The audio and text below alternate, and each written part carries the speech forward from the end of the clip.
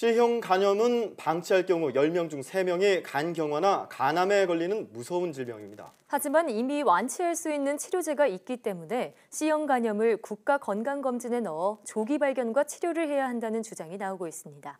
김진두 기자가 보도합니다. 지난 2015년부터 2년 동안 서울과 원주, 충주 등에서 C형 간염 집단 감염 사고가 발생했습니다. 일회용 주사기를 반복해 사용하거나 오염된 주사제를 사용한 것이 원인인데 최대 430여 명이 나도 모르게 간염에 걸렸습니다. C형 간염은 자각 증상이 약해 감염 사실을 모른 채 지나가는 경우가 많습니다. 하지만 치료를 하지 않으면 10명 중 3명 정도는 20-30년 뒤 간경화와 간암에 걸리게 됩니다. 굉장히 쉽게 완치할 수 있는 방법이 있음에도 불구하고 치료를 안 했을 경우에 간경변증이나 간암으로 인한 사망률이 매우 높기 때문입니다. 정부는 지난해 C형 간염 실태 조사를 위해 시범 검진 사업을 진행했습니다.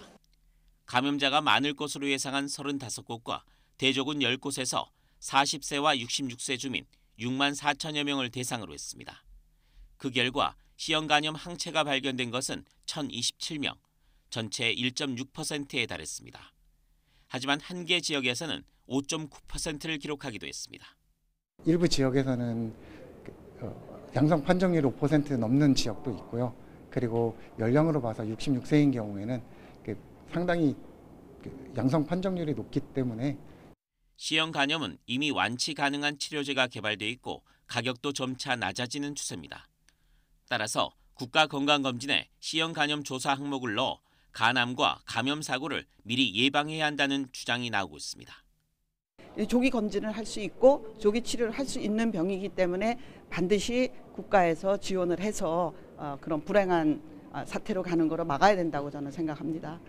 하지만 국가건강검진이 되기 위한 조건을 일부 충족하지 못하는 점이 있는 데다 환자가 자발적으로 검진을 받을 것인가에 대한 논란은 풀어야 할 과제입니다. YTN 김민두입니다.